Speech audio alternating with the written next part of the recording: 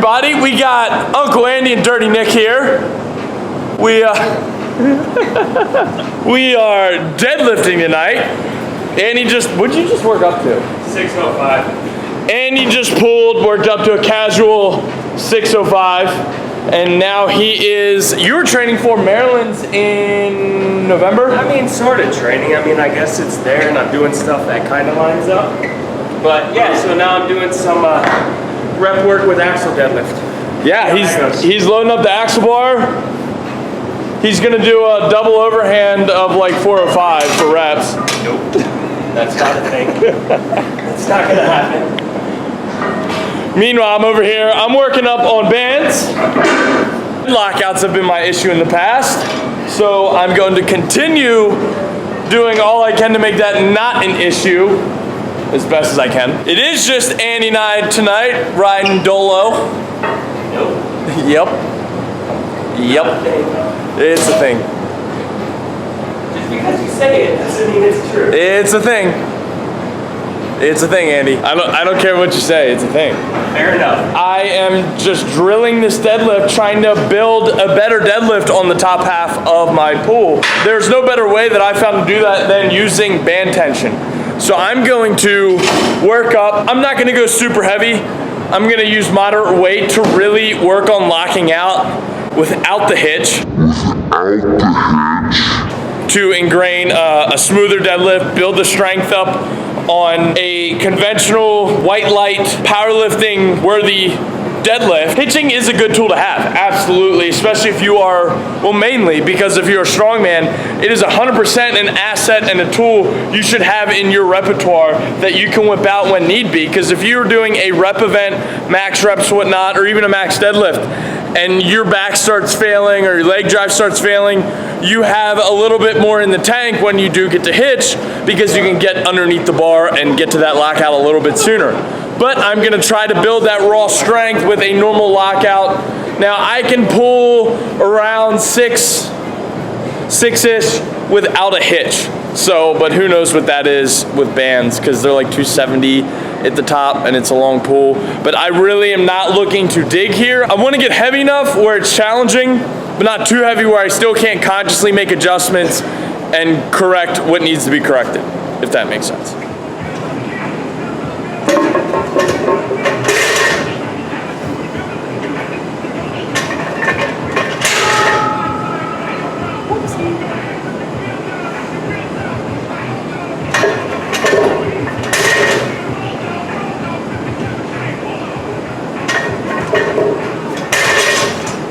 So what Andy and I just discussed off camera is I'm going to work up to a 3 rep max, but I'm gonna listen to my body. Not a 3 rep max.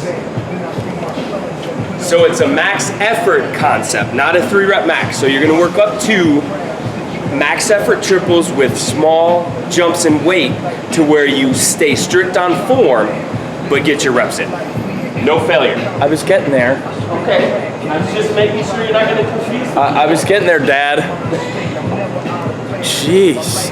Tough crowd tonight. Somebody got their Cheerios pissed in this morning.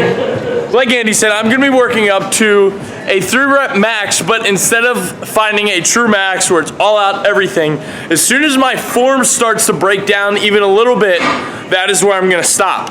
So I will ingrain that good form, that good technique, that smooth lockout, everything, the whole 9 yards. So I'm gonna be making smaller jumps, A, because of the bands, 2, because I wanna catch my form breaking down sooner than later. And I wanna get the 3 rep before I get too heavy and I just suck on 3 reps because that's what I'm trying to avoid. So I'm gonna work up in about 30-pound jumps. That's the jump I made from 225. So that will be about 575 at the top with the 255 I have on there now because it is around 270 with the bands at the lockout. I'm gonna work on speed off the floor and a nice hard, oh man, that was gonna sound bad. Whatever I was about to say. You start with a nice hard, anything after doesn't matter. And really just focus on that lockout power. Squeeze my butt cheeks. Gotta get the glutes tight, you know what I'm saying? So let's go.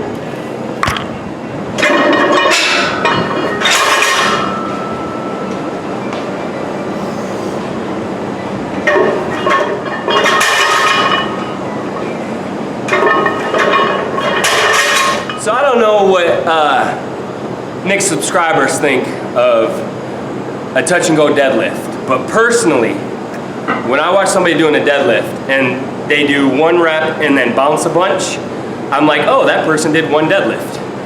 So unfortunately at the competition in November that has an actual deadlift for reps, they're allowing touch and go. So I'm going to do one of the things I hate more than a lot of other things in life, and that's touch and go on a stupid axle deadlift. So don't hate me too much.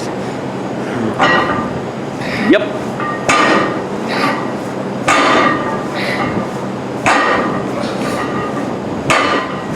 Come on. Get up.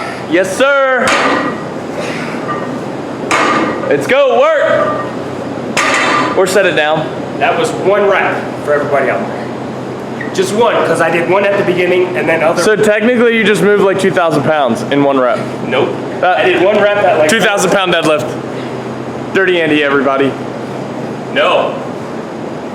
Spends 1 week of straw strength pulling 2,000 pounds. That's all it took. That's all it took. Or it might have been the pizza. Pizza. Definitely the pizza. Cafe Mexicali. Ooh, yeah, those burritos. Oh. If you're in Colorado and you haven't been to Mexicali, Cafe Mexicali, holy shit. And Boulder, Fort Collins, and Greeley. That was my first time, and good lord, that is some good burritos. Squeeze, squeeze. Yep. 1 time. So that was 285. Speed felt good. I'm taking this set by set, calling my jumps on based off the last set. So I'm gonna make another 30-pound jump. Is that 315? 315 for all those mathematicians out there. Let's see how 315 goes.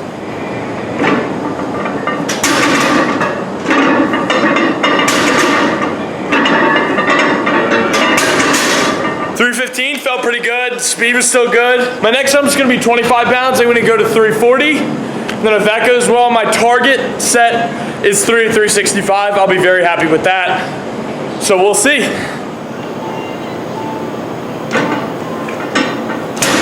Hips, hips, through.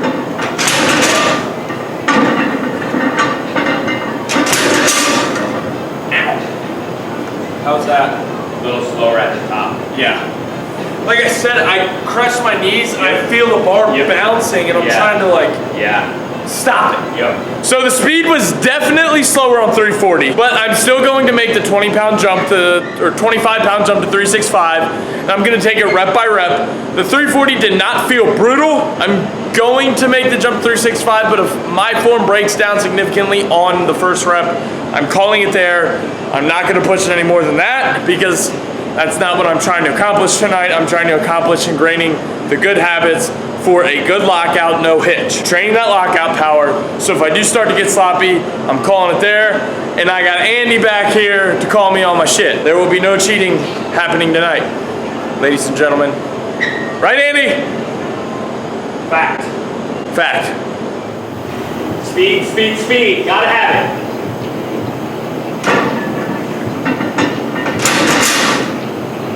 Big speed, big speed. 1 time, Nick, 1 time. Drive, drive. Good. Finish, finish. Faster than the last, Nick. Come on now. Clean. Slow at the top, but you drove through it. Yeah. I literally, the only time my mom would squeeze my butt cheeks. Yep, yep. So, 365 went better than I expected. I got 3 clean ones. Dirty Andy approved. So that's a good sign. My whole intention was to keep it strict, clean lockout, no hitch, build that top half of the deadlift, and I'm very happy with how that ended as my top set. I'm gonna move on to assistance. What are we doing? Sumo stiff leg deadlift. Sumo stiff leg deadlift. Which I'm embarrassed about that as well. He's embarrassed. Glute ham raise. Glute ham raise. And safety squat bar, good mornings. SSB good mornings, abbreviated. I don't even know Look at that stance. I don't even know what I'm doing. That's a pretty stance. Where do I That's put like the Eiffel Tower. Look at that wide base. Eiffel Tower Andy. Afraid of my toesies getting hit. How do you guys do this? You don't have a lot of room there, bud. You take one wrong bounce, man. Let me pitch and toe that. Little piggy went to the surgeon. Let's go in a little. Well, one little piggy's going to the graveyard. That's chopping them off. Oh, there she goes. Up and down, down, up and down. Yes, sir. This gives your beard a really good jawline right now. I'm doing you a favor. You're welcome. That is glorious. For your entertainment, ladies and gentlemen, Dirty Andy sumo stiff leg deadlifts. Touch and go. Those are touch and go goes. So fun little side note here. Quick way to test your band tension on a banded deadlift, because a lot of people try to call out band tension weight. So I'm gonna show you 2 ways how we know. One, Andy just showed me that I'm new to on this one. It's a pretty nifty little tool he's got here, but it is a what? Luggage scale. So you go to Amazon and you need your luggage to be under 50 pounds or else you get charged a stupid fee when you're traveling. So Stupid. This is probably $15, maybe even less. What it's meant for is you hook your luggage handle on here and then you pick your luggage up and it reads how much it weighs. So I'm putting about 20 pounds of tension on right there.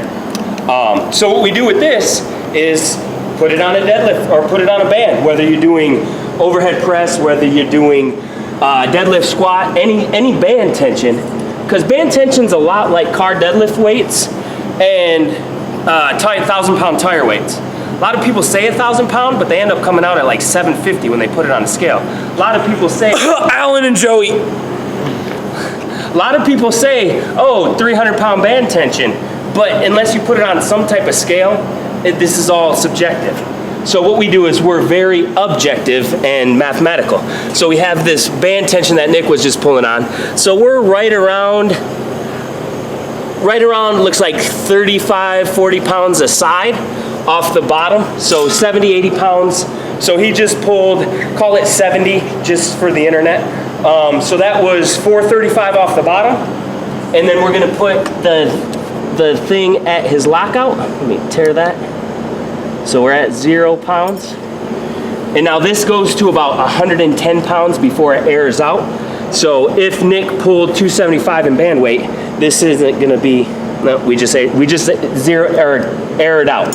So it was about 110 pounds a side from about right here, and Nick had about 5-6 more inches. That's about at my knee where it aired out. So you can do this for lighter band tension, or you can grab your 500 or 1,000 pound scale or whatever you have to weigh tires to know that they weigh 1,000 pounds, and put the whole setup on that to know what your band tension is throughout the lift. Yeah, basically what we did is we get out that livestock scale that you see me use in my official strongman game submissions, and we put it on the floor.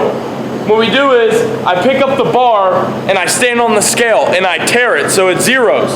Then I hook the bands on, do the same motion, stand up with it, hold it till the scale tells me what it's reading, and then that's our band tension. Now Brian and I did that, and with those black bands, it is around 270 pounds of band tension towards the top, which makes sense because it was about, what, 130 when you read it to my knee? Yep. So at about the halfway point, it made sense because Andy got 130 on the reading. So that shows you that I'm not bullshitting you guys on the band tension here. We actually measured and weighed our band tension for all of these bands. So now, with that being said, you have to make sure your band setup is the same every single time, because that will change the weight of the bands. So we did the stiff leg sumo deadlifts, we did the glute ham raises, we did the SSP good mornings. That was our assistants. I wasn't too worried about showing you guys that because the bulk of it I wanted to talk to you about fixing and building my deadlift, the top half of the portion, and show you what my approach is going to be in case any of you out there are having the same problem, in hopes that it helps you fix your problem the way it's working for me. The bands, the pauses, the accumulation of the 18-inch pulls and all those together definitely have been working. I'm going to continue to do more bands more often because as far as the deadlift goes, that's where I've seen the most results, especially with my lockout power. Actually, the next 2 videos are gonna be Our Colorado recaps, 2 parts, one with Dirty Andy and one with Brian. But Brian wasn't feeling too well tonight, so he can't be here with us to enjoy the fun. So the next video he puts out, show the big guy some love. We miss you, Brian. I'll probably see him Wednesday. But it'll be a 2-part video, one with Dirty Andy, one with Brian, talking about our best, worst, whatever, greatest moments of our trip in Colorado to kind of bring you guys in on more of the experience. So without further ado, until the next time, you know what the deal is, guys. Get out there. I don't have my hat. Let's try that again, people. Until the next time, you know what the deal is. Get out there, get after it, and embrace the suck.